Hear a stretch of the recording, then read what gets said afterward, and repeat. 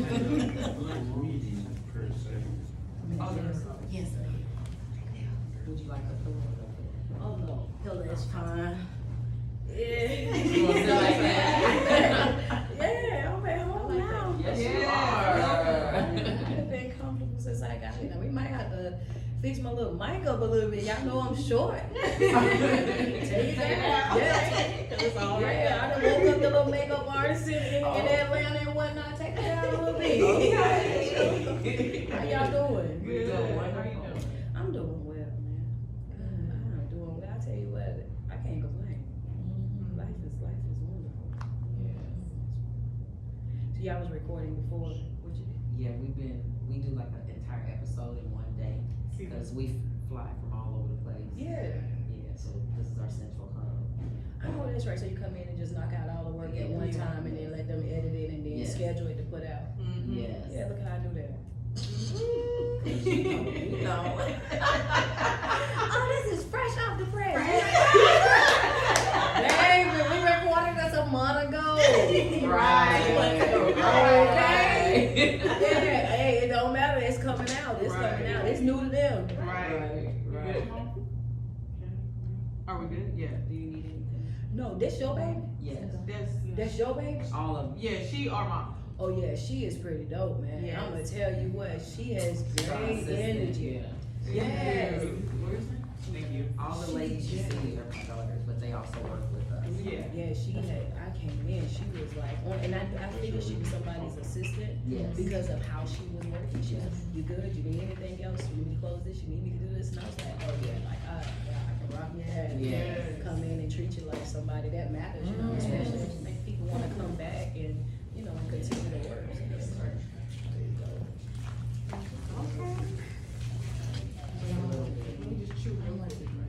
Not like anybody. You know what I feel feel like that. Girl, I just swallowed mine. I don't need no more. I just swallowed that when I'm trying to figure out how that's gonna come back. Oh, you get older, you ain't got no big enough They brain do everything you used to do. That part. She needs her mic down a little bit. Because it's high. Okay. No, Hey, I friend was wanna trying to make sure because it's good. she had mentioned it, so I'm Wait a minute, don't forget my girl Mike now. That's right, that's how you supposed to do it. We have to take care of her. That's right. How was California? Oh, it was an adventure. Really? 3 flat tires later. Oh, Jesus. Yes, a stop by the What in police. the world you was running over? We want to make sure y'all Good. not traffic and nothing. First of all, we can't say that now. You had something to do at least one of them times. All three? Yeah, well, it's an RV, and I had it sitting up for like in storage for like 2 years. Yeah. So that dry rot and all of that. But you Gotcha. can't see it. Oh, okay. Yeah, No, so you drove the RV from here to there? from California to here. Yeah. Oh, I love it. I'm waiting to do that. Yeah, it's fun. I'm waiting to do that. Much better than a car. I can imagine. So I'm gonna be down at the bottom. She's funny. Girl, I cut up now. You gonna hold your pillow or do we need to take it? I am. I'm gonna hold this right here because I be low key nervous. Nervous. Low key. But Nervous? then when I move it, Where then you from? First of all, I told y'all I'm from South Carolina. Okay. Don't be this. I just said nervous. Nervous. Listen, that's not like the only country thing you gonna hear me say. I ain't wrong with that. Look at here, we still say bamboozled and hoodwinked. You know what I'm saying? I'm from South Carolina, South And Carolina. look at here, what part of South Carolina? I'm from Rock Hill, South Carolina, but I I know live the in area. Columbia now. I know the area. That's where Mother Kay was from. So you know about Rock Hill? Yeah, you ever heard of Rockingham, North Carolina? Yeah, of course. Exactly, so that's where I'm from. Oh, you ain't that far. I south. sure Baby, you might say nervous too. Nervous. I don't you. You might that's when I say nervous. Yeah, and some other things too. Hello. That's right. I'm We telling used to live in Beaufort, South Carolina. Ooh, Oh, baby, I know y'all. where that's at too. you. We do too. And Buford, yeah, y'all about there. Y'all. Chelsea still lives there. Oh, Chelsea lives there. Chelsea lives there. My Still other lives- daughter, yeah. Man, yeah, Buford is beautiful though. Certain parts of it is Oh, yeah. really, really nice. Thank you. And friend say, yeah, you get your chewing now. She gave, you said about 5 chews. And Right. she gave you She said, exactly right. 5 chews.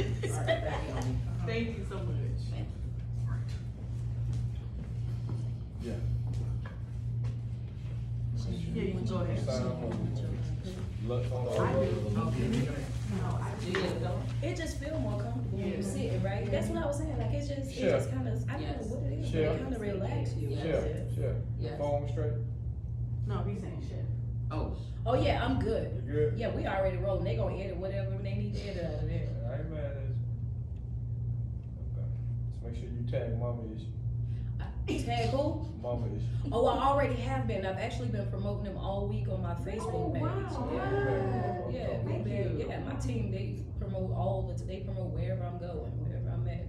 That's their job. Thank you. So we really appreciate that. Thank you. so I don't know, Shani, Charmaine, you guys understand this was a divine connection, not intended to happen. Oh man. Ooh, it was crazy. Tell us about it. Yeah. Tell us about it. We definitely do. Talk It about was crazy because I normally do not answer my inbox, right? Mhm. I don't answer my inbox because there's so many people, like even though I put up my booking site, they constantly try to book me through my inbox. And I was uploading videos, putting the reels up, getting, you know what I'm saying, getting my day going. And I saw the message and I just clicked it. I don't know why. I just clicked it and boom, we started talking from there. And then it was even crazier because I had somebody else that was booking me for the same thing. So I came from a booking to come here because I honestly thought she was the booking that I was supposed to be talking to, and it was her. And then it was too late because you know how you're that type of person where my word is my bond. If I say that I'm gonna do something, then regardless of the fact that it's like, hey, look, now I gotta push to make sure that this happens, because sometimes, especially when people are starting out and they're looking forward to you coming somewhere, you gotta show up. You know what I'm saying? Because it says a lot about you as a person. You know what I mean? It's not just, for me, it's not just business. It's about building those strong relationships and networking with other people that are in that same profession, because mental health is extremely important all the way around the board. So I'm going back and forth with my manager and I'm like, look, I gotta go out here now. He like, what in the world did you do? Hey, I done did it.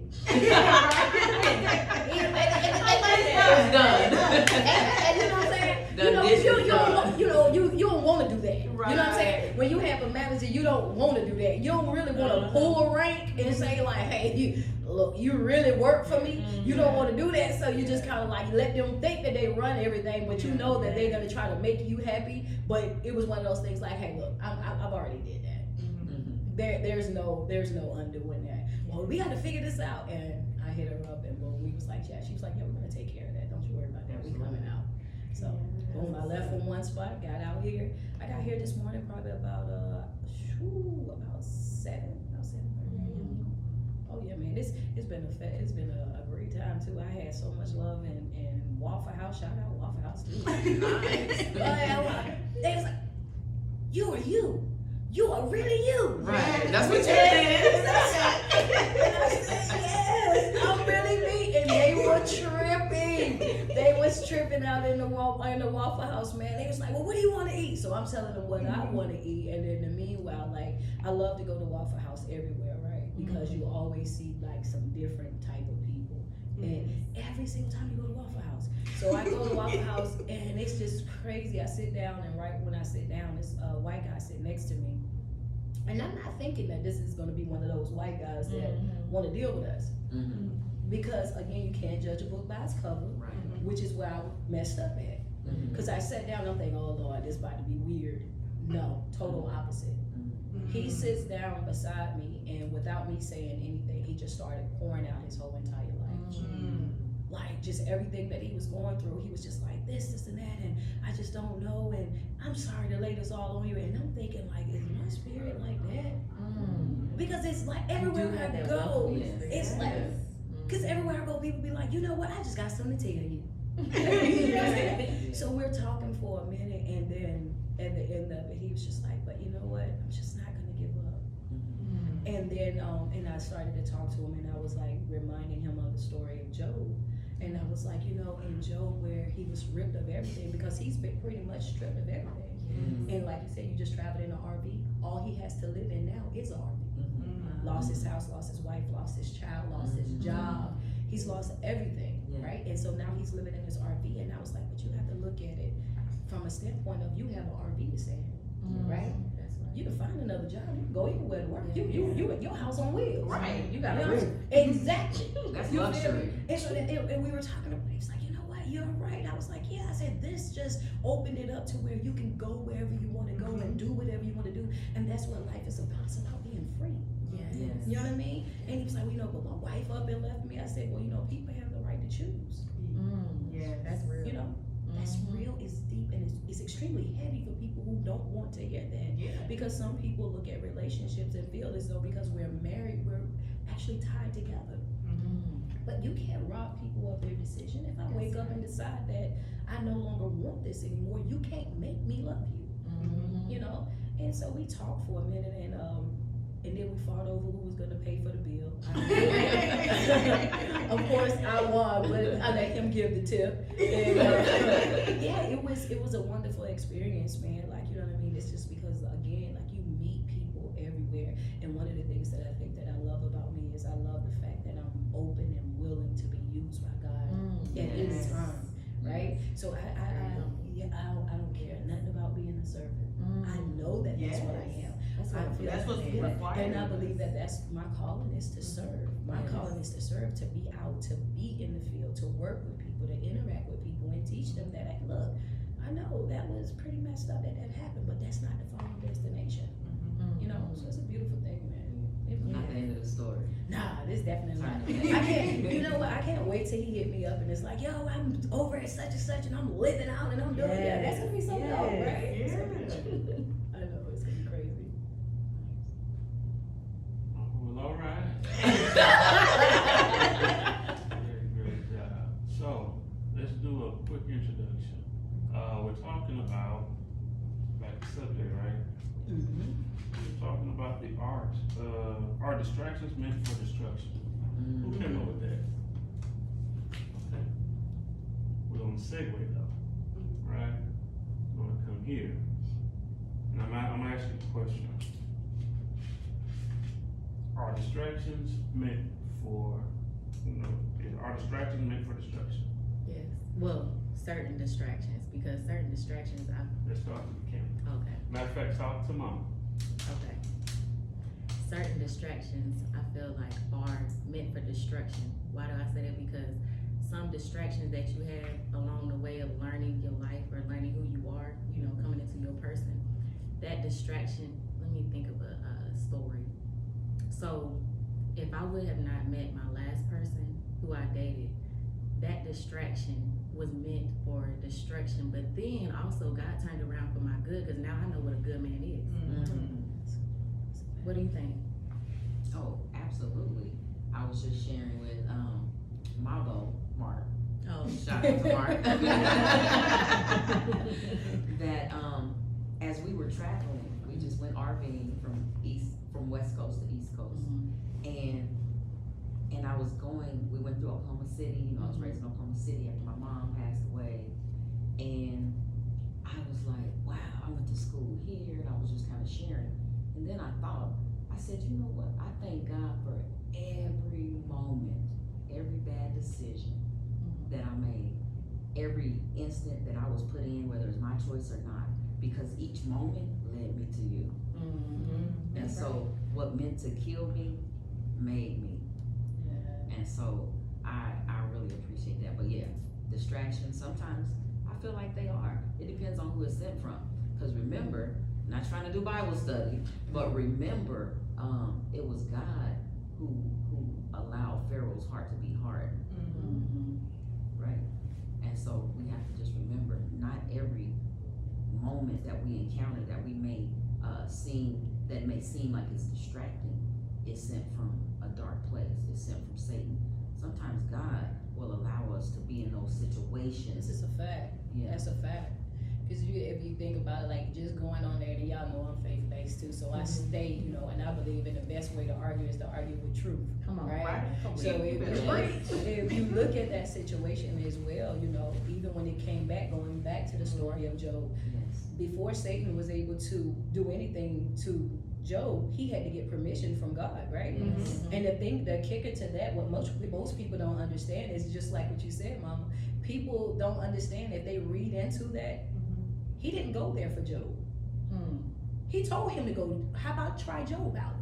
Hmm. Go see what Job is He going to do. recommended him. It was a recommendation. Exactly. Come on. So every distraction is definitely, like you said, you have to know where it's coming from. But distractions that pull you from up under your alignment, which is also your protection, your direct, purpose, walking in that purpose. I feel like that's definitely a distraction of the enemy. And not only that, I think he was saying, do we feel like it's detrimental? And I feel like for sure, if you're not careful with it, because the enemy does not have the power to destroy you. Yes. Right?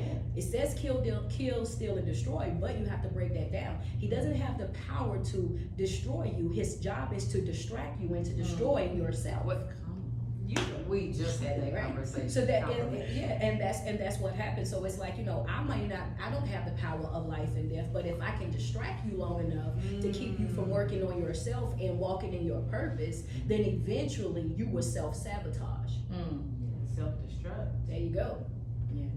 Yeah, like there's when I thought about distractions and destructions, I thought about how many times we allow the enemy to continuously distract us. So if I can think of a story, it's a story of when I was not in my purpose.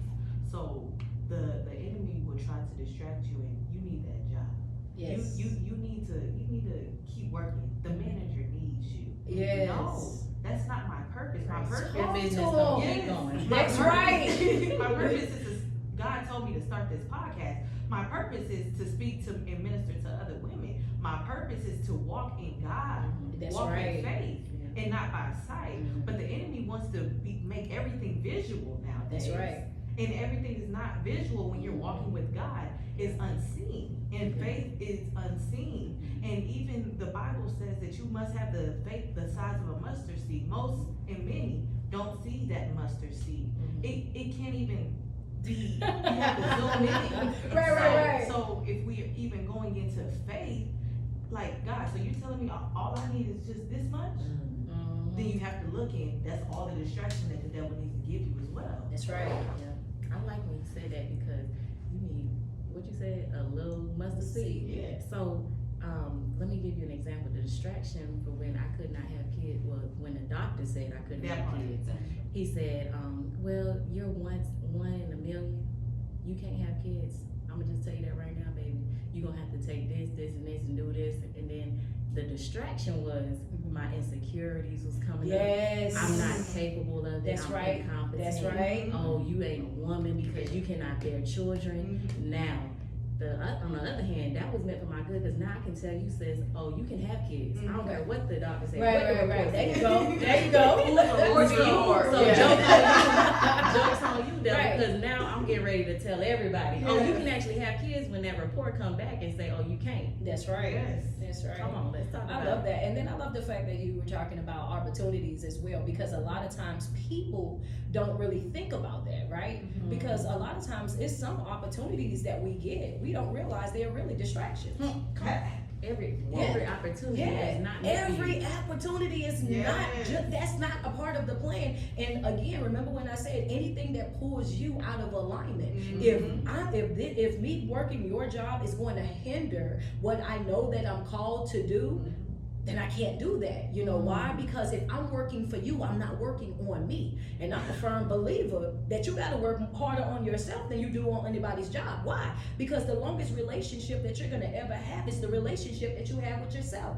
These people can wake up and decide, oh, we're gonna shut this building down. We no longer need your services. Or we got somebody that's better than you. They newer, they know how to do this, and this, and you out the door. And guess what? They gonna give you your little severance package and that's Without it. warning. Exactly. And that building is gonna continue to go. But if you operating in your purpose, and like you said, carrying that faith, man, listen, I'm talking about, look at here, I'm telling you. I'm a living witness, baby. I changed my whole entire life by simply changing the way that I thought. How did you do that? It was, you know what, I got sick and tired of me. Yeah. Facts. That'll do it. And sometimes people get it twisted. They be like, Coach, are you serious? And I'm like, I'm so serious. It wasn't hard.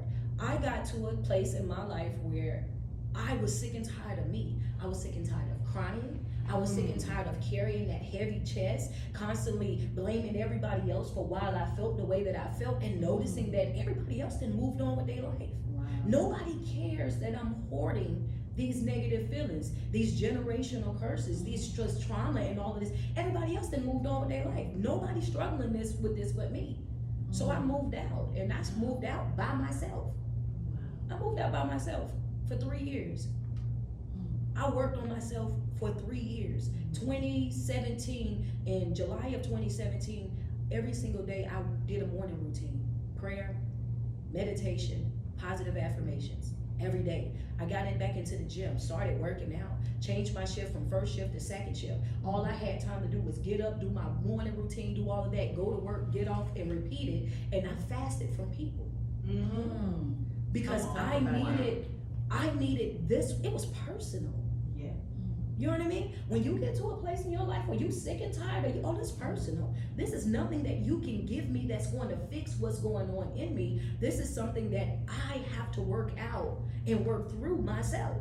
And man, I did that, and I dropped one video. I went to sleep. I woke up in less than 24 hours. It was at 6.4 million. Wow. And everybody was like, I need another video. I need another video. So I started dropping videos every day. And then once I started dropping videos every day, I was making more from them watching my videos. And at this time, nothing was monetized. They were cash apping me. You know, every video, they were just like, man, I'm talking about, it got to the point where they were sending stuff to my job and all kind of stuff. And the job was like, look, you got to pick this or this. You can't have both. You know what I mean? And you know, I'm hard-headed because I'm a worker. I've been working my whole entire life, right? So it's hard, so it's hard to get away from what you know to be real. I need this check is tangible. Like you said, when you're in that lifestyle, I know I can get paid from here. You know faith, but you ain't really riding on faith because I still gotta pay these bills. Yep. Come on. Hello. You know what I'm saying? So girl, I got fired from that job.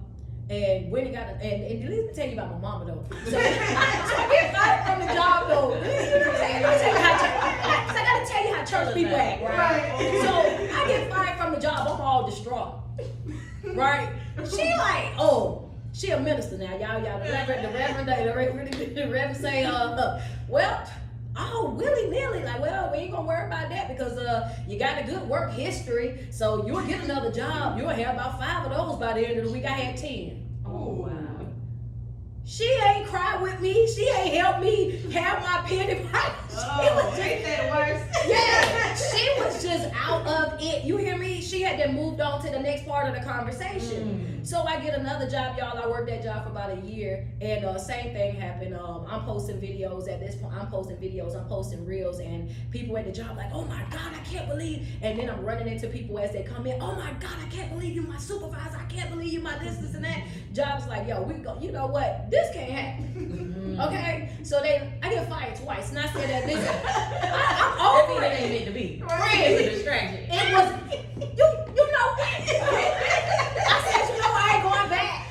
I ain't going back now. So then they call me and then they tell me, you know what they got to tell me. They was like, well, what are you going to do? I said, well, I'll go ahead and clean my desk out because that's right. There's You know no the need. routine. Right. There's no need in you giving me an ultimatum because the first time I kind of woke up. Then I seen the 10 jobs. And I thought deeper into it than me just having 10 jobs. I took it as, I'm going to provide. That right there, that's just skill and technique that I gave you to get you to where I'm going to get you to. Because I had to make sure you were humble enough to know what the ground feel like. So when I put you out here, now you ain't afraid to fall. Because you know what you can go back to, right? So the second time when it was presented to me, and that's why I always tell people, it's not about when you fall, it's about what you do when you get back up. The steps that you take after you get back up from that small detour. So this time I'm like, nah, you don't got to give me no ultimatum, either do this or this. Right. This time it's purpose. I'm outside, right? So I just felt something right now. Wait, Hold on.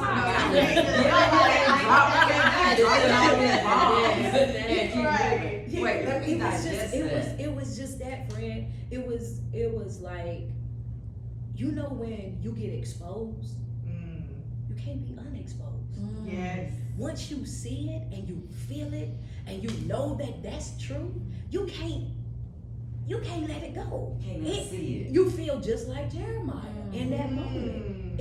I can't turn it loose. I know that it's something that you want me to do. So now I'm listening, right? So I'm about to blow your mind for real this time. So now as I'm leaving happy as I don't know what at this point. Because listen, first of all, they done monetized everything. Everybody now. God is good, okay?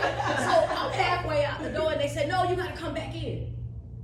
So I go back in and they said, no, not only are we gonna let you go, we're gonna let you go, and what we're gonna do is we're gonna put it down. You know, even though you voluntarily said this, we're gonna go ahead and put it down as we cut due to COVID, which means your unemployment would start automatically, which meant that was, you know, almost $1,000 a week. And then they go on to say, and not only are we gonna do that, I had only been at this job maybe a year or less. We're gonna pay you X amount of dollars for you not to talk about us on your platform. That's how strong my support system is on every platform, right? These people, they show up for me, they pour into me, they support me, they duet videos, share videos, like it's out of control, right? So it was like this big old $1 million company is like, we're gonna pay you, don't even talk about us. Yeah, okay, well, cool, because I ain't had no plan on talking about it. Right, you know, because what am I going to get from that? Yeah. You know what I mean? I don't get anything because I'm talking bad about you. Whoever need a job still going to come get a job from me. They don't care about what, you know, what I went through, but it was a blessing because for that whole entire first year, I was able to spend that year studying, grinding, listening to more motivational speakers, training my mind, like listening to ministry, like it put me in a whole nother playing field, you know? So you gotta have that faith, and you gotta know the difference in between who's sending that distraction, and you gotta be obedient. How can you, I didn't mean to cut you No, I off. was saying obedience is the key. That's right, every time. How can you, or how do you decipher between the two? Because, you know, we're getting started Right. and it's a lot coming at us. Mm-hmm. How do you determine, like, what made you respond to me versus others? What helps ground you to continue to decipher and know the difference? I think that some things are unexplainable, right? And I'm the type of person where first thing that I done when I started out my journey, I stopped trying to understand everything. Can you say that one more time? For the ones in the back. Or in the balcony. In the balcony. That's the thing, because God will use the foolish things to confuse the wise. So if you spend your days trying to understand what he's doing and how he's moving in your life, you're not studying, you're not praying, you're not fasting, you're not reading, you're not doing my job. You know what I did? This is honestly, I stopped trying to understand everything. That's number one. And you know when did I stop? When I stopped what I started saying over my life every day, make an executive decision. You don't have to consult me with what it is that you're doing in my life.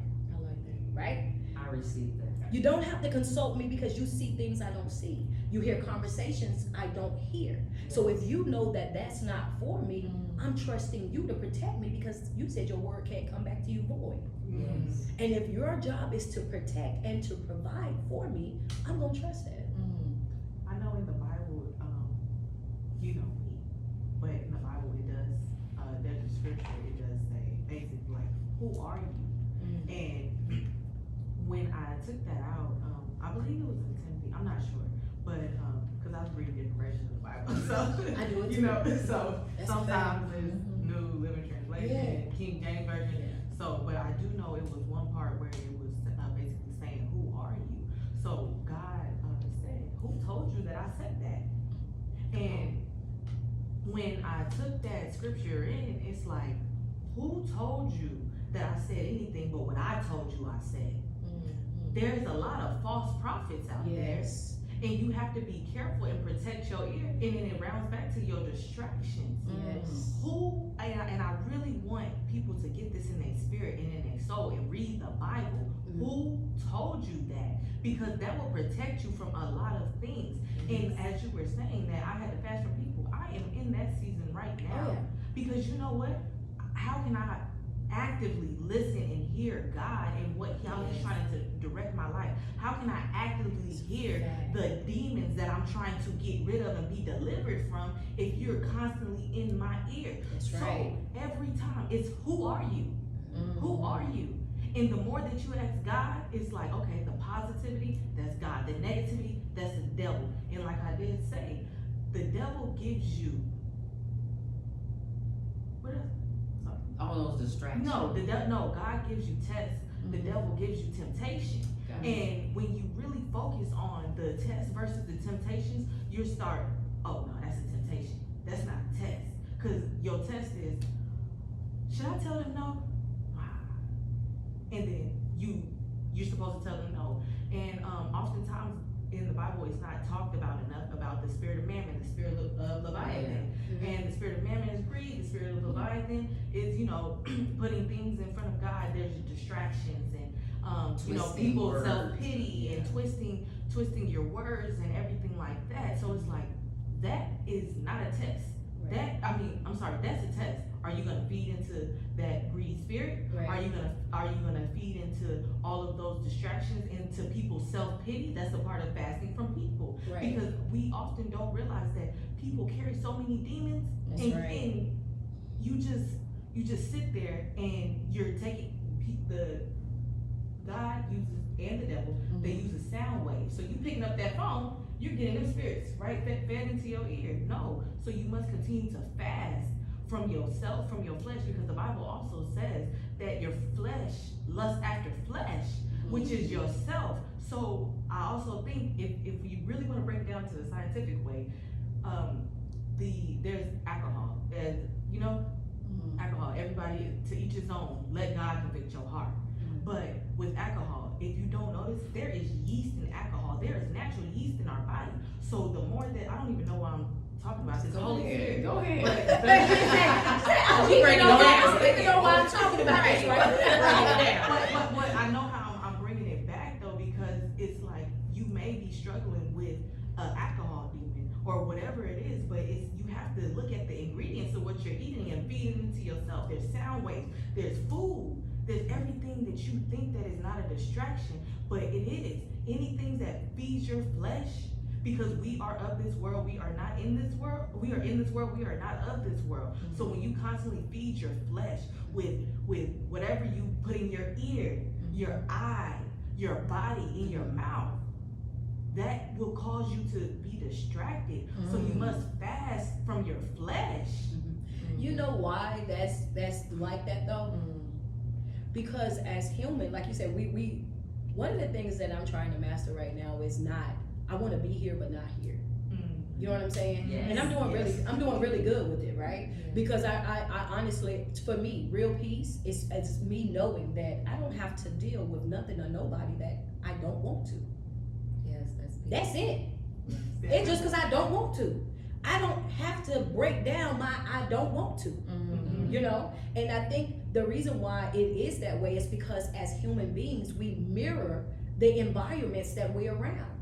So when you're around certain people, you behave like those people. You talk like those people. You live like those people, the people that you're around. And people who are trying to change their life and live a better way, we can't handle that. That's stressful to us, right? Because we want to change, and it's almost as if we have to dilute ourselves to be able to fit into what it is that they got going on, because when we speak, they don't understand. What we do, they can't comprehend. What we put down, they can't pick up. And the reason being is because now you've outgrown that environment, and so you're trying to be there when you're not supposed to be there, and that thing that you feel, that's not guilt. That's the spirit of conviction. That's that part of you that's letting you know, hey, it's time to go. So when you say, how do I know what's temptation and what is the blessing? How do I know what I'm supposed to be doing and what I'm not supposed to be doing? Is the more that you focus on yourself and your development and you stay in alignment with the will, you will start to feel it within yourself. Things that, that don't feel right.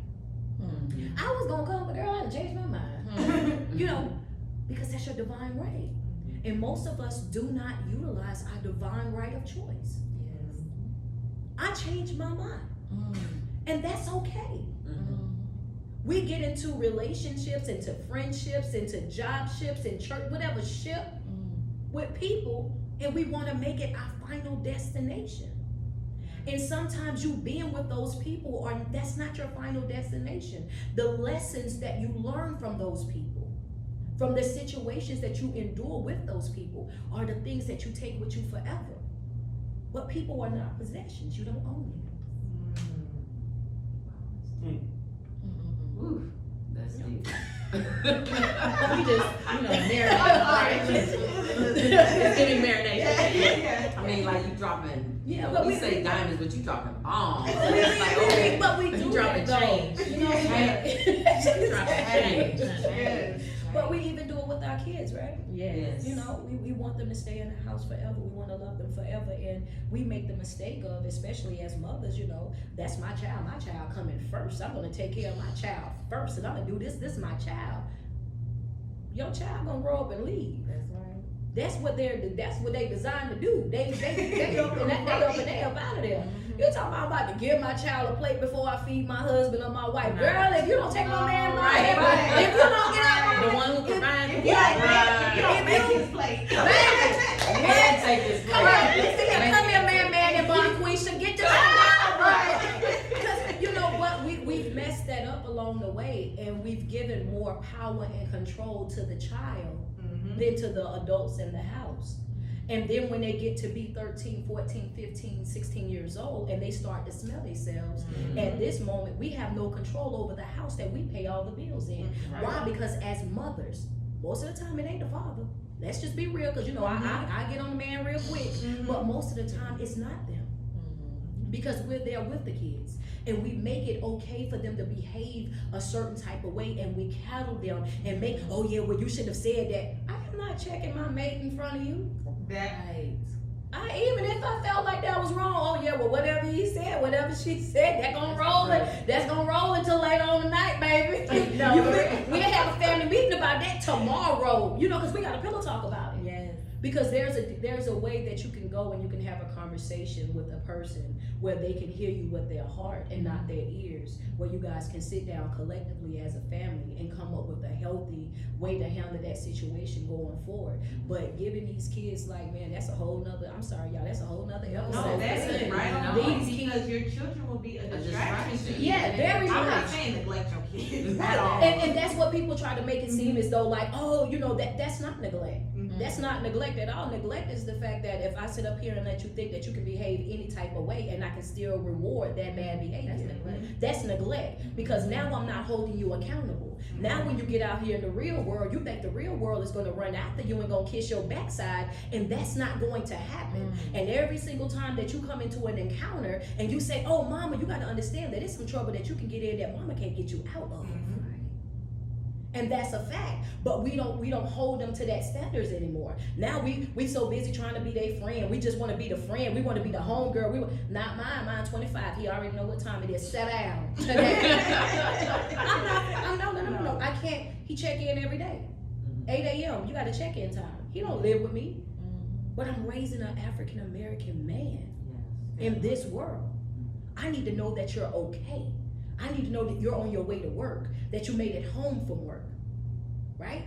But if we don't teach them this, you're checking in with me now. When you get married, you ain't got to check in with me. You got another woman to check into. But if I don't teach you, right? But if I don't teach him to check in now and show that type of level of respect for the woman in his life that cares about him, then when he get a woman, he gonna think he can do whatever he want to do with her. I see that like in my brother. Like I have 7 brothers. I'm the baby girl, so you know I'm spoiled. But but I see that in not just my brothers, but in men. So you really answer the question, because even if I ask my brother, like, where you been? Where you going? What you mean? Yes. It's because he was never held accountable. Even with, I don't know if you all face this with your spouses, but even now, you know, Mark is really sweet. But if I'm like asking a question, it's like, he kind of eases back, like, why are you asking me that? Not that I don't think you're doing anything, but you answered that question. Because I want to know that you're okay. And we're women, Right. We're women. We carry the weight of the world. If you have a womb, you are a mother. Come on now. Whether you gave birth or not. Yes. The power of the womb is Yep. real. And so that's what I share with the men in my life. I ask questions because I'm concerned. I'm a caretaker. I'm a caregiver and a caretaker. Mhm. And if I'm asking questions, it's not because I'm trying to snoop around. And we have that other sense. Don't Right, get it right, right. twisted. Yeah, for However, sure. yeah, we know But for the that. most maternal part, instinct. yeah. Right. Especially when nothing is going wrong and the person is asking you a question, it's just, just genuinely concerned about you. But and it's not just men, it's women. Some women like that too. Oh, you ain't finna control me. Oh, well, I don't want you then. And it's not about me controlling you, but I don't want to be with anybody that feel like they can't be checked. Because even me, I'm checkable.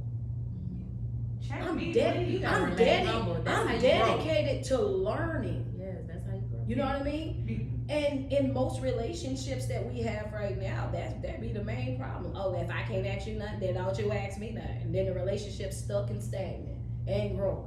Both people walking around, oh yeah, well if I can't do it, then you can't do it, and if you can't do it, then girl, you Bye, me. yeah, that's exactly what it sounds like. For a person who craves peace. You know what I mean? For a person that craves peace in their life and really want that happy, healthy relationship, you want that open line of communication where you guys can actually sit down and talk about anything and everything without feeling like you gotta, hide this and hide that. You want to be transparent. Like, you know what I mean? With the craziest things. Don't you know I did this, and this today, and it's funny. Or where you about to go? I'm about to go such and such, whatever. And you just go handle your business and come back. It's just, that's it. Yeah. But they make it so hard. See, and with you not, I want to emphasize on, I'm checkable. I'm checkable too. Me too. Because if you cannot be checked, how can God check you and let you know what you need to do and stay aligned? Like you keep saying, stay aligned in That's right. the purpose. Because that means that you gonna let that distraction distract you. Right. And now you ain't gonna let me check you and keep you aligned. Now I'm not your person. Right, exactly. That's what it really boiled down to. But the problem is when they see that they are not that person, they won't leave. You continue to, unwrap that. cause it's okay. It goes like this. Let me explain. Let me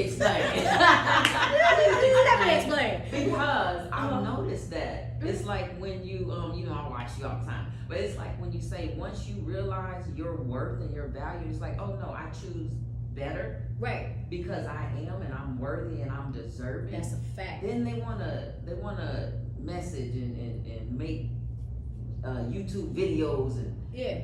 stop. Please don't block me. Right. That kind of thing. Well, see, everybody can get right on your way out the door. Right. See, my thing is this right here. It's like, now I'm really insulted.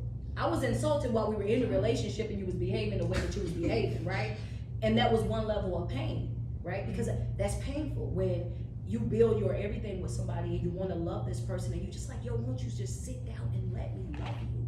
Like, why does it have to be, you know what I mean? Like, chill out, you know? Right. Because as women, that's how we get to the point. We're like, yo, chill. Right, calm down. Yeah, relax, baby. It ain't even that deep. You know? And then you go through all this thing with them and you're begging them to do right. You begging them to show up. You begging them to be consistent. And a lot of times what breaks our heart the most is that I'm not even begging you to do something that I'm not doing. I want you to love me like how I'm loving you. I want you to show up for me like how I'm showing up for you. And that's what hurts the most. It's like, I can see if I'm asking you to do something that I'm not doing. You know what I mean? And then it's like, as soon as you make that decision and say, you know what, I'm out. This is not working for me. You know, I'm tired. I'm beyond tired. This right here is slowly ripping me to shreds. And all of a sudden they can text, they can talk, they can come by, they can check in, they can do all these things. And what happens is distractions. We're distracted by the love that we have for that individual, that we don't see their error. We don't see their bad and their broken behavior. And most importantly, we don't see the manipulation that's happening in that moment, right? Because what's happening in that moment is light bulb would need to go off in a lot of people and say, hey, wait a minute. For 5 years, I've asked you to do this. There's one thing. To show up this way. And you gave me every reason why you couldn't. I like to call it conveniently broken, right? Conveniently broken is when you don't hear about their trauma or what they can and can't do based on their past until you holding them accountable. Until you making them stand up and stand on what it is that they said or what it is that they're doing. No, I can't do that because my mama ain't hugged me. My daddy wasn't there. I came from the lowest. Yeah. So now you're conveniently broken, and I'm supposed to excuse your poor behavior because based on what it is that you went through in your past. But for 5 years, I asked you to show up this way. And the moment that I got my bags packed, then call my best friend, the active one, not the best friend that's gonna give you the pity party. Right. The active best friend. Right. The active best friend is the best friend. That's me. I'm the active best friend. Don't call me until you want me to come. That's her. Yeah, come.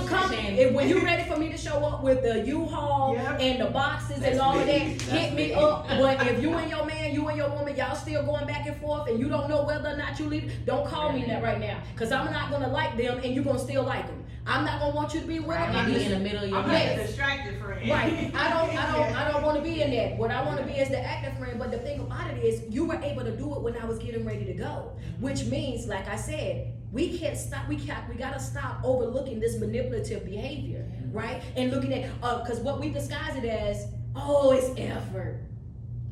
Oh, they showing so much effort now, girl. Girl, he called me. He's showing up now. He doing this now. He done got back right now. Yeah, because he know what he's about to lose. See, you don't know the gifts that you carry. You don't know your worth, but they do. They see these things all on you way before you do. And they prey on you like animals. I saw the way that you loved that other man who wasn't nothing for you. I saw the sacrifices that you made for him and you stayed. So when I start dealing with you, my expectation is that you love me with the same love and forgiveness and compassion that you gave him, right? And so what you do is you pillow talk with this individual and you done told him all these different things about you, and he used all of those things to manipulate your emotions, which is psychological abuse, right? Because at the end of the day, if you could do it on your way out, you could have did it all along. If you could do it when I'm about to leave, then you could have been doing this. Yeah. So what are you telling me in that moment? You made a conscious decision within yourself to say that you were not going to love me the way that I wanted to be loved. Now I owe it to myself to make a conscious decision to say what? The disrespect was the closure. I'm up out of that, baby. Two finger swinging. Expeditiously. That's what I think. That's fact. When Jesus was in the garden, he said he allowed the distraction of the enemy to be his rise, because he overcame the distraction, and the distraction allowed him to get to that cross. Oh yeah. Which eventually he rose from the dead. That dead is that distraction. He was able to go to hell and get the keys because he went through that distraction. Well, it's always something about that little part that made it quick. It quick as something in you every time you hear it. Yeah. That's that church girl in you. You be like, oh, right about that. Done. That's it. Don't act like you from one of them A&B Zion churches. Boy, they hit that keyboard one too many times. It's up from there. That's on that organ too No, hard. oh my goodness. And boy, I'm telling you, get that sit there for a second, you be like, yo, it's about my turn. It's about my turn now, man. But that is definitely a fact, you know what I mean? And in that situation too, I think that it's powerful to also understand that if you know that Jesus was tempted, what makes you think that you're not going to be? You know, if you knew that, you know, even back then, this has been going on for a very long time. And me, when I utilize the Bible, because I deal with so many different people from different walks of life, I like to teach the Bible as a self-help book. I think it's one of the most valuable self-help books that we've ever had, because if you're reading it with an open mind, you're reading it and understanding what faith is, what forgiveness is, what it is to love yourself and love people around you. And honestly, reading it with an open mind, it'll take away a lot of the stuff that people use as judgment and say, oh, this is, and you start breaking it down, you're like, wait a minute, this is not even that. You'll be surprised how people manipulate the Bible to try to fit whatever circumstance that they got going on, or to try to condemn another person, man. But I'm telling you, I think it's probably one of the best self-help books. And like I said, when you look at the fact that Jesus was tempted, he had to go through all the things that he had to go through. What makes you think that you're going to be exempt? You're not. you're not going to be exempt from it, but you do have a play-by-play book. He didn't have that, but you have a play-by-play book of how to maneuver. Yeah, that exactly, of how to maneuver throughout your life. And people that I provide life coaching for, I teach them to use the look at their trials, their tribulations, their dark hours as classrooms. So why do you say that, Coach? Because it's a learning experience, and everything that you're going through in life is a learning experience. And I teach women when I do the domestic violence conferences. When I'm talking to them, I teach them that leaving is learning. Because you don't know what you can do until you leave. They throw you out there in the water, you're gonna do what? You either gonna sink or you're gonna swim. You don't know what you're capable of doing until you leave. Leaving is powerful. Wow, that reminded me, because I just left California not too long ago, and the amount of growth that I had on the inside of myself is just so amazing. That's why I said leaving is powerful, especially being in a toxic relationship. That's how you know if that distraction is meant for destruction, because sometimes it is. Yeah. But that's what you I feel like it's what you depend on it being. Right. Are you going to allow it to be a distraction, or are you going to allow it to make you rise? That's a fact, because you can definitely use it to your advantage point, especially when you know what it is. Like when you know what it is that you're dealing with in that moment, you're now able to make a healthier decision as to, you know what, I'm gonna utilize this to the best. Wait a minute. And I like to call it the flipping effect. Watch me flip this thing. Come on. What, you know, and we do it all the time. You know, we run into a bad situation and we stuck there for a second, right? Grandmama always say, do it. You got to make the best out of a bad situation. You got to flip make it. lemonade out of lemon. Yeah, exactly. You got to flip it, because it's all gonna ride on what it, you know, your perception, the way that you view it, the lens that you see it through. So yes, you definitely still have that power though. You have that power to make it one or the other. I don't even know. I don't know. Is it time to drop the mic or what? I don't know what else needs to be said. So what do you say? So I watched the one where you said, don't be afraid to start over. So what would you speak to that woman or that person or that man to say, you know what, that distraction may have been distraction for you, but this is how you get up now? I think that people need to understand that it's okay to start over as many times as you need to, right? Yeah, reset. I reset it every 7 to 14 days. Every 7 to 14 days, you know what I'm saying? It's a process of evaluating yourself. You evaluate yourself, then you evaluate your priorities, then you take out your trash, right? And evaluating yourself is looking at your life with a clear view of saying, what is it that I'm doing that's breaking my own heart? What is it that I'm doing? What decisions that I'm making that's keeping me in a situation where I'm not growing or I'm not evolving the way that I deserve to? You evaluate yourself first, because you have to hold you accountable. The resetting part comes into play when you have other people that are attached to you. And understanding that it's okay to distance yourself. It's okay to say, you know what, for the next couple of weeks, the next couple of months, you know, might not be hanging out and all of that because I got to lock in with me. I got to take care of this. That's a form of resetting. Just because, you know, resetting doesn't necessarily mean, oh yeah, well, I got to give me another relationship, another marriage, another this or that. Resetting is just simply you taking a mental break to be able to replenish you, to take care of you. So after you replenish you and work on you, you're looking at your priorities. Your priorities is this beneficial to the goal? More clear minded. Is this going to help me accomplish what it is that I'm doing? But what we do is we take on company and not help. I'm in a stage of my life, girl, I'm 45. I don't need company. I need help. Yes. I got goals. I run businesses. You know what I mean? I'm developing. I'm out on the road. How can you assist me? Like, can you drive? Exactly. Like, Can you when drive? I'm Exactly. Yes. What is it that you can do that can help me reach more people? What can we do collectively to grow together to do this? I don't need no company. at all? Yeah, you can go to the bar and get free company. Company, they like that. They drink with you all day long. Get around the right folk, boy, they'll buy all your drinks for you. You sitting there eating chicken wings, eating salad. You know what I'm saying? Whole baby. Yeah. I don't need company, I need help. And I think that that's what people need to understand in this. And resetting is about basically getting back and looking at your priorities, the things that you have going on in your life, and figuring out what's beneficial and what's not. And not being afraid to say that you're not good for what it is that I'm doing right now, and cutting that off. Yes. But we struggle with the cutoff part. Because we want to because we're more loyal to other people than we are to ourselves.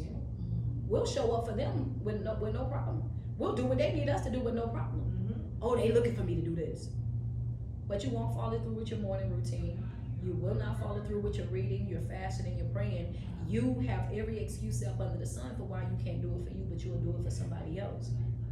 And that's the problem. It's like we're more committed to them than we are committed to ourselves. Resetting means that you have to have a certain level of discipline towards you.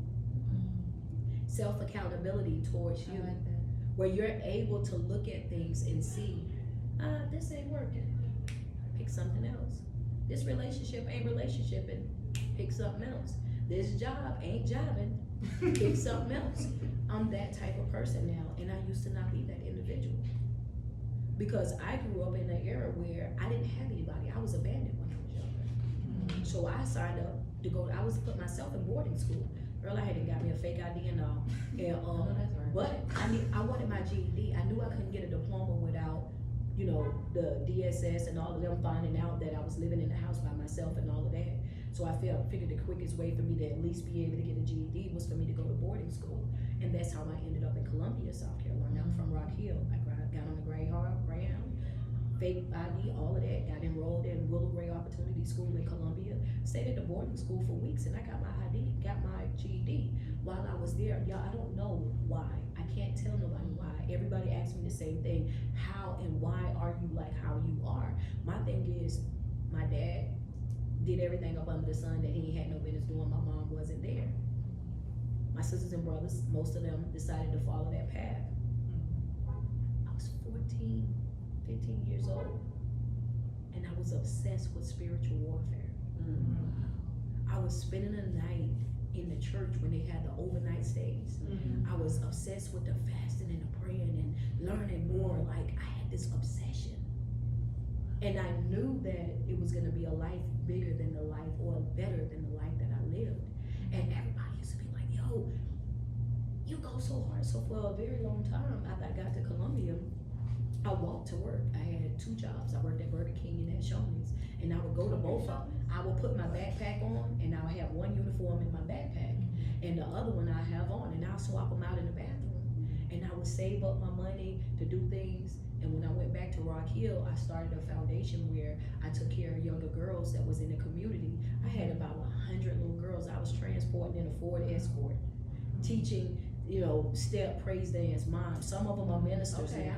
Some of them, some of them are ministers now. Some of them are evangelists now. None of them, I didn't have any, out of all those girls, I had no teenage pregnancies, none. Like, they all grew up, and it was like that impact. And I look at that stuff now to this day. I look back and I'm like, yo, that was so, like, then you never know what it is that you're doing until after the fact. And then you don't know what you're doing if you never reset. If you never reset, you never look back at your life and see what all has taken place. And you're like, wait a minute, that's purpose, that's drive, that's motivation. And I just was like, yo, yeah, I gotta stop playing. I gotta get in alignment, man. And from that point forward, I went back, I did that for a while, and you know what I'm saying? And again, going back to distractions, I got there and it worked out for a while. But when the job closed, here come that distraction.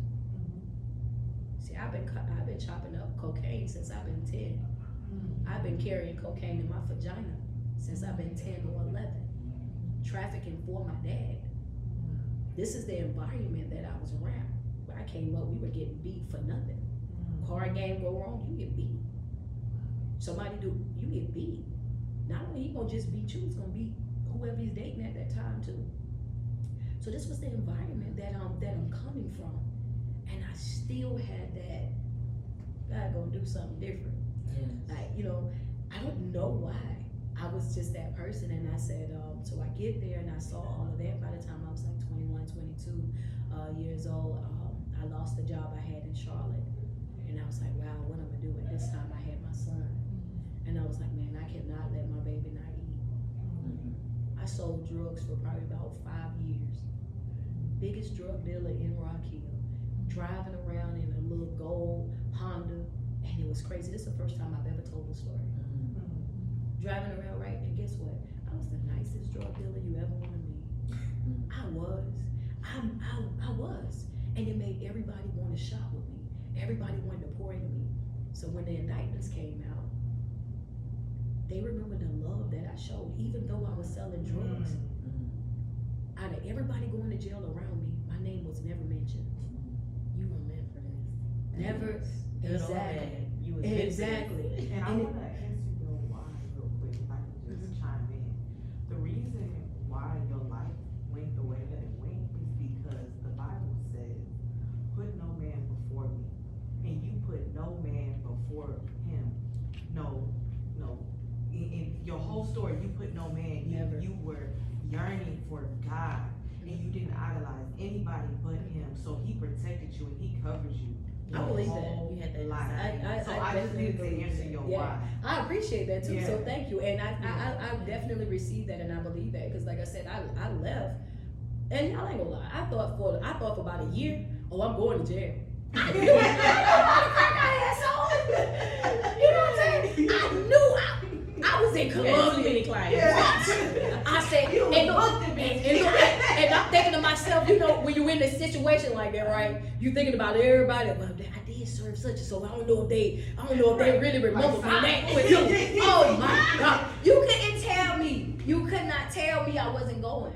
But a year went by, 2 years went by, and you know what? When I left, just as fast as I done it, is as fast as I let it go. It was never something that I done what I had to do because I felt like I had no other choice. But then when I got to Columbia, I was like, man, I need a job. This is how God works. The lady from the staffing agency in Rock Hill had moved to Columbia. Girl, and sent me to a job. I've been there. I got fired from it after years later. But that was because God had another, route for me. So I worked that job. When I tell you, the way I show up for my motivational speaking and life coaching and everything that I do now, that's how I showed up for my job. Because I felt like everybody used to say, why do you do all this on social media and motivational speaking? Like, you make all this money. Why you still go to work? I went to work because it kept me humble. So I would do all of this and get all this love, and people want to take pictures with me and do all of that. But behind that, I was mopping floors. I was cleaning out. We made cookies and muffins. I'm packaging up cookies and muffins. I'm running around in the same type of uniform that everybody else got. Now when I go out, it's different. Because people who see me, they see past everything. You know, I can show up and I love it. I can show up in any type of person from any type of walk of life. They feel comfortable. They feel welcome. They feel loved because that's just me. I'm love. I'm purpose. I'm peace. God needs your customer service. Without customer service, you're not doing nothing. Nothing at all. Nothing at all. Because I tell you, I see some people with some good stuff, but they can't sell it and sell their life. Hey, that's distraction. But I will give you some good service. Right. I'm telling you. Yeah, but I'm telling you, customer service will keep people coming back. They're gonna come back every single time. But I said all of that to say that you're right. It's certain things in life that will, it'll come back around. It'll come back around, and that definitely came back around. I was 15 when it all happened, and then by the time I was 20, I was put in that situation, and I definitely know that was nothing but the enemy saying, "Oh, you think you're so much better than them. You think that you're not like your sister and your brother and your dad and them. But when your back got against the wall, this is what you done," which is true, right? Which is true. I did what I knew to do, and I done it well. But just because I done it well didn't make it right. And I still was convicted throughout the process, no matter how much good I was to them and how much love that I showed to them, it didn't right my wrong. So when people say, what's your passion now? I gotta repay. I gotta give back. I gotta show love. You know what I mean? Yes. That's it. Yeah, there's something that's kind of different from what you all are thinking, and I'm thinking distraction, but you touched my heart when you mentioned that you were abandoned. You talked about like your dad, but you didn't mention your mom. And so for me, that's something that I feel led that I need to really publicly overcome. Me too. Because I'm still working on it. I lost my mom at 11. Oh man. And I know who I am, part of who you are, is because we yearn to give what we didn't have. That's a fact. Yes. And so I need you to help me, help you, help me, help us. Say, you know what? My relationship with my mom is different. You know what I'm saying? I actually led her to Christ. She wasn't going to church during the time, and believe it or not, I was still selling drugs when I led her. But I was still going to church. I would sell drugs during the weekend. On Sunday, I still gotta go first. Still gotta go to church, okay? Yeah, I got to pay the gas. Yes, sir. Still, I owe him something. And then, and then you lie to yourself too. Well, they gonna smoke it whether I give it to them or not. Right, You know what I'm saying? That right. But you know what? We cut up too bad. So, but yeah, I get what you're saying though. Want me to tell you why I say that? Because for the longest time, I wanted to make my mama proud. Even though I feel like, in my heart, that her fear of my dad overpowered the love that she should have had for us as a mother. And understanding the situation of being a teenage mother, somebody that shouldn't have even had that many children at that time, and the pressure that she was under and dealing with an abusive guy, I get that. But I think that in the long run, when you did start to get better, why didn't you come then? Why didn't you do things differently then? And right now, in my heart, I'm trying to move past that. I'm trying to let that go. And we talk every now and again, we hang out every now and again, stuff like that. But I also feel that it's sometimes in your parents, especially with your mothers, that they become jealous of their daughters or intimidated in a certain type of way because they feel like you're living the life that I should have been living. You're doing things right now that I should be doing, and especially when they look at you like I look identical to my dad. So my relationship with her is just, it's bare minimum because I really feel like in her mind, she feels like you're still his daughter and whatever it is that he do, you will also do. You know what I mean? Like a product. Like a product, but it goes both ways. You know what I mean? If I was to say that, then I would have to also say that it goes both ways, right? You're worried about what he instilled, but not concerned about what you put there. Because I got a hole in my heart from you. He was there. And most of the time that he spent in jail because he was selling drugs to take care of us. He made it a family business, and no, he shouldn't have done it the way that he did. You know what I'm saying? And had us doing the stuff that we were doing. But in that moment, he was trying to give us a life that he didn't have. You just left. You know what I mean? So it's you know what I mean? It's a difference. So I know what you're saying when you're like, yo, just even though she passed away, it was just like I have that hole, I have that space. Like I'm trying to, I don't know like what I'm supposed to feel or what I'm supposed to do, and what I did was let it go.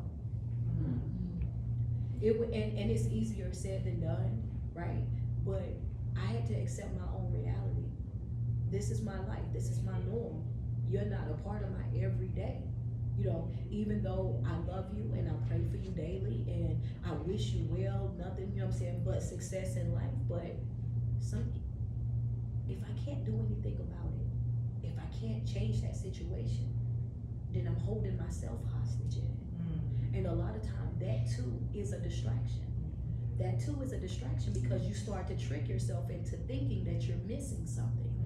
Like, oh man, I'm missing this, and if my mama was here, this. No, you're gonna do exactly what God said that you were gonna do. You're gonna fulfill his assignment. Her finishing at the end with you wasn't part of the assignment. And sometimes it's about once you learn how to accept the reality, embrace yourself for it. And it is. It's an emotional thing. It really is. But accepting your reality means that I'm okay, right? I'm okay. And people don't believe that. Because as long as you walk around with that hole in your heart, you don't have peace.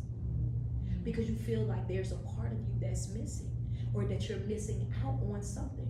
So that's preventing the level of peace that you genuinely deserve in your life. And one thing is, peace is not when everything is perfect. Peace is not when it's peace is not when everything is perfect. When it's a pillow of pink roses and everything is in alignment and everything is going well in our life and we have the love of our life and the kids are behaving well. That's not peace. Peace is when all hell is breaking loose in your house, at your job, when the church folk then changed on you, when your friends that you more of a friend to than they are to you start talking junk, and you still okay. That's how I feel right now. Hallelujah. That's peace, right? That's peace. I'm still at peace when people actually, I'm okay. I'm great. My hardest loss that I took was my brother, when my brother passed away from cancer, right? For a long time I walked around and I said the same thing that you would say about your mom. Like, oh man, it's just like, I just don't know what to think, I don't know what to feel. And I just wanted to make him proud. Into this year, I love my brother. I love my mom. I love my family. But I gotta make me proud. I wanna be proud of me. You know what I mean? You know how it'll feel to wake up and just look at yourself in the mirror and be proud of you? To give yourself a high five. Like, yo girl, I'm proud of you. You boy, you done did it almost. You know what I mean? And that's how I wake up every day now. I wake up every day and I love on myself like how I wanted everybody else to. So now what I teach people is become the person to yourself that you've been to everybody else.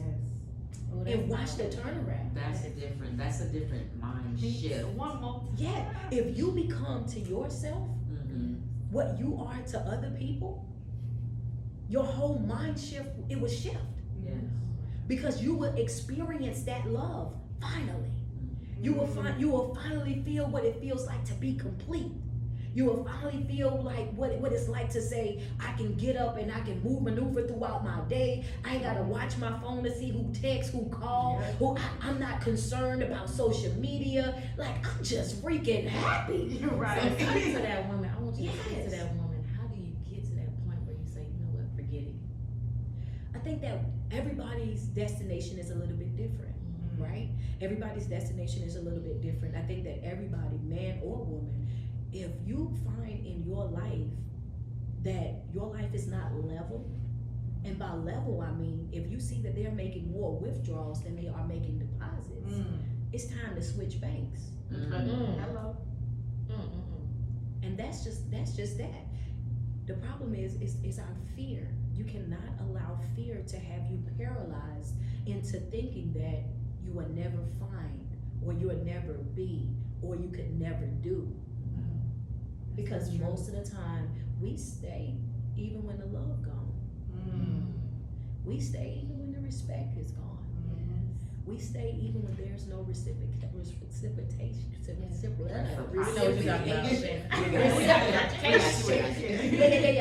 We stay anyway.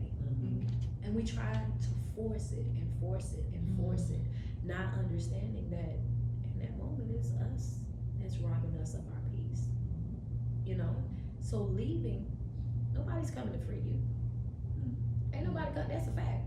Nobody's coming. I start off when I walk into the room and they say, we got a motivational speaker coming today, and they start getting ready to introduce me, and they like, oh yeah, well here she come. From my seat, before I even get up there, I let people know, life is hard.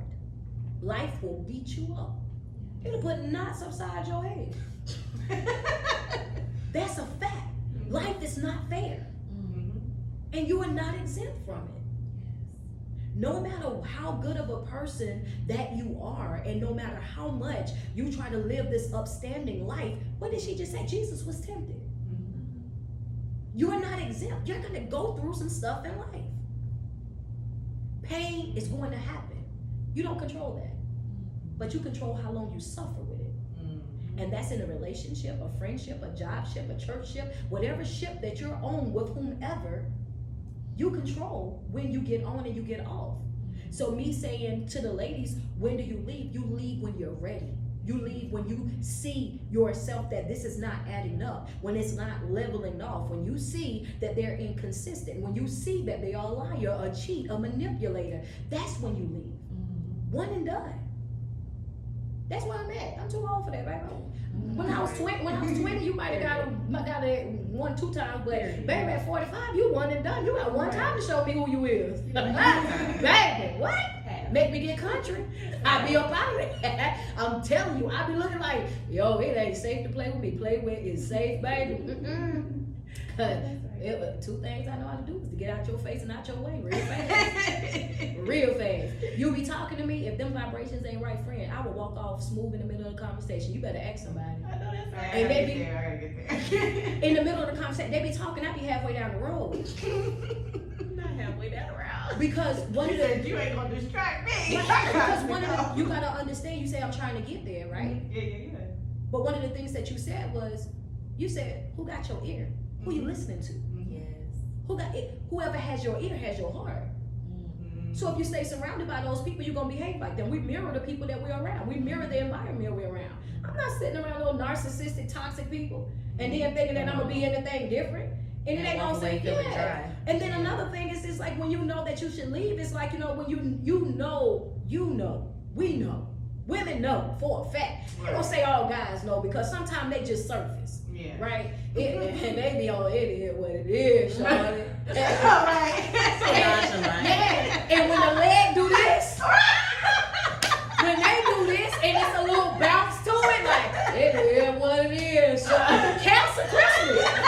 It's over with. He checked out already. Whatever it is that you're saying next, he already, this conversation, mentally, he's done with it already. I've already said what I'm gonna say to that. I don't have nothing else to give you. So anything that you say past that point, it's just you wasting your time. You know what I mean? And sometimes we just waste our time. We waste our time in situations and in relationships and commitments with people that are not invested like how we are. But there's nobody that's coming to free you. You gotta free yourself.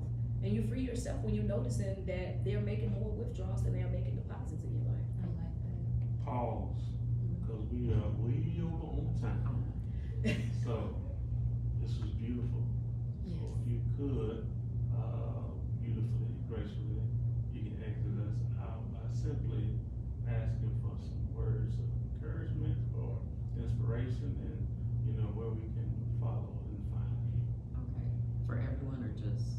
Well, it's primarily for, Okay. because Right. we're gonna come back and do that. We didn't do the introduction. We'll Oh, put that in later. Yeah, we'll put it in. Okay. Friend, like you look just like my brother, but that's another story. I'm telling you, I'll show you the picture. I'm going to show you the picture so that you can see. I swear to God, bro, that is so. Only thing is, he a little bit bigger, like muscular wise. But yeah, man, that is. brother over there. Yeah, that one. Cause I got 5 brothers, 5 sisters, so I'm looking at you because I'm like, this man bet not have another baby. With my daddy, ain't no telling. My brother, I got 3 brothers and sisters that's in Atlanta. You could possibly be the 4th. I don't know. We never. You'd be interested to know. Yeah, you know what I'm saying? Wow. You gonna do your diamonds? Yes.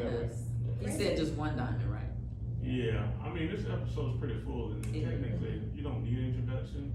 You can. We're gonna get everything we need here.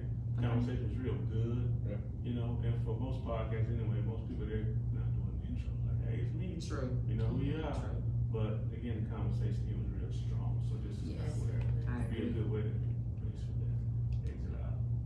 Are you okay with that? I'm good. Yeah. I ain't gonna lie, this been like my favorite podcast thing right here.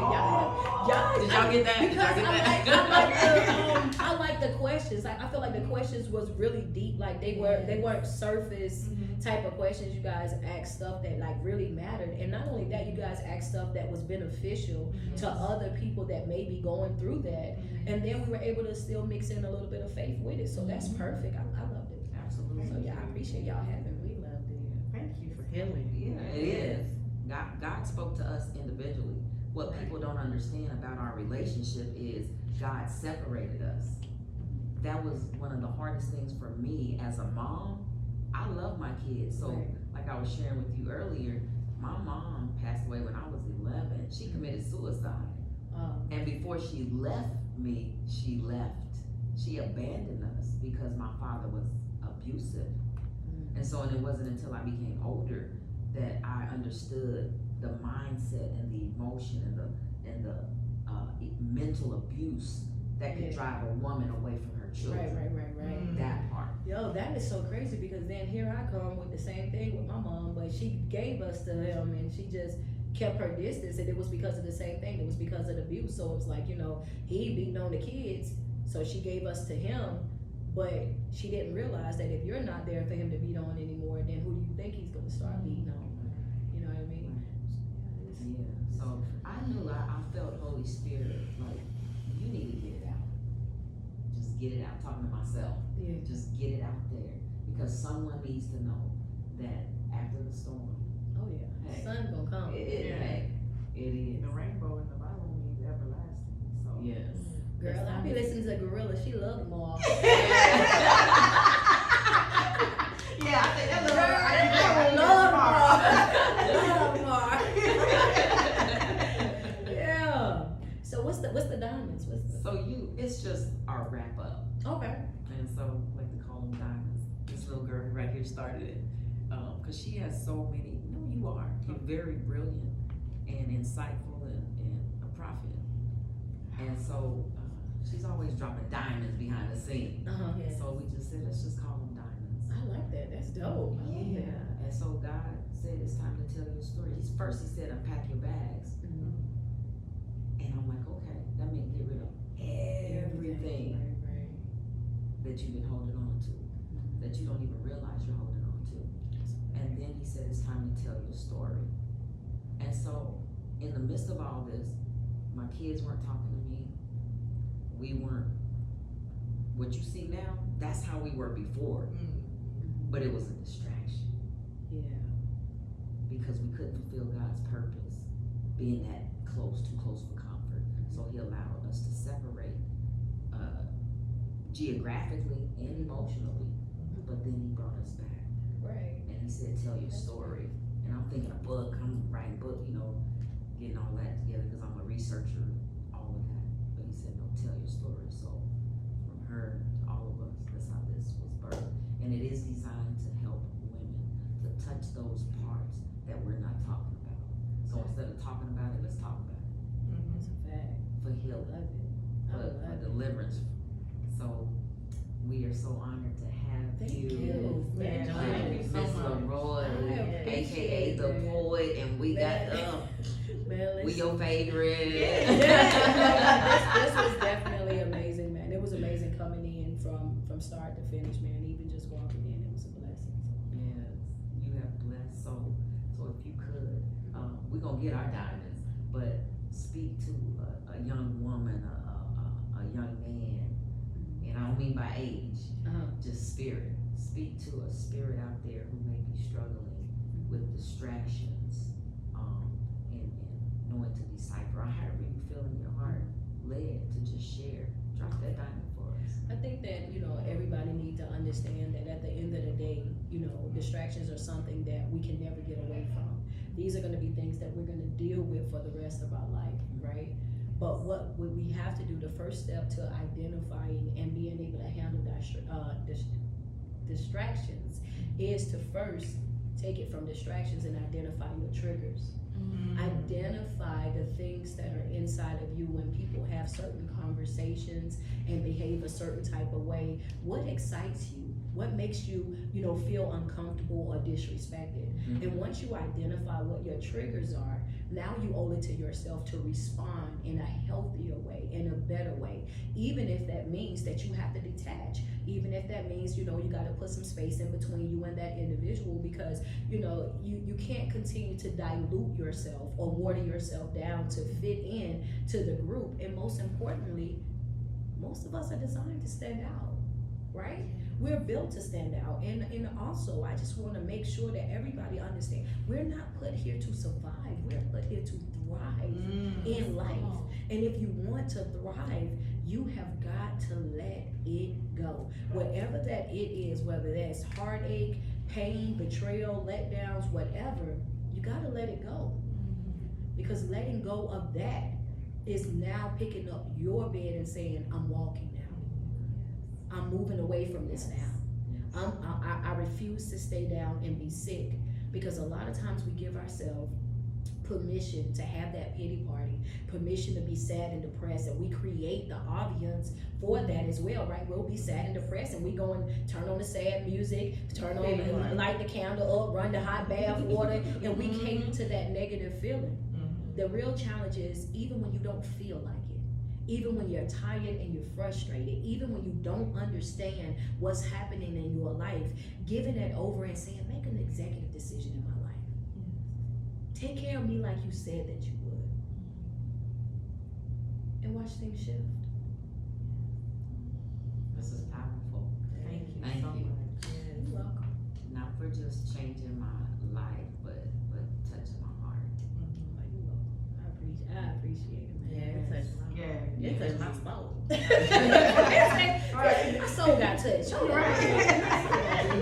And I appreciate you guys for having me, man. And most definitely, if y'all are not following me, make sure y'all do so, because I have been promoting. I've been promoting it on my Facebook, but I'm gonna definitely upload clips from the video today. I'm not gonna upload the whole thing. I'm gonna upload the clips from it, because I want you guys to be the first to be able to actually put it out there. But I'll utilize the clips, and she'll put them together to create an online commercial. That way everybody will be looking for the episode to drop, so they can tune in and check it out. Okay, thank you. You're welcome. Thank you so much. You're such a blessing. This was divine. Oh, for sure. For sure, for sure. Now we gotta tell Josh it went good. Josh, this went well, okay? It was Yeah, my manager, he is off the chain, y'all. He is super funny, man. He stayed with something for me to do. Well, is that all? That's it. Oh, That's okay. it. All right. Friendly moved his mic out my face. Look, talk Shanny, you tied up? Oh, I I like how our colors was flowing though. You know, I was like, wait a minute. Then I had my little green pillow. Look how we. Look at that. Can you take this picture for us real quick? Sure, hold on, we'll go back. Let me stop this. You want us to sit down?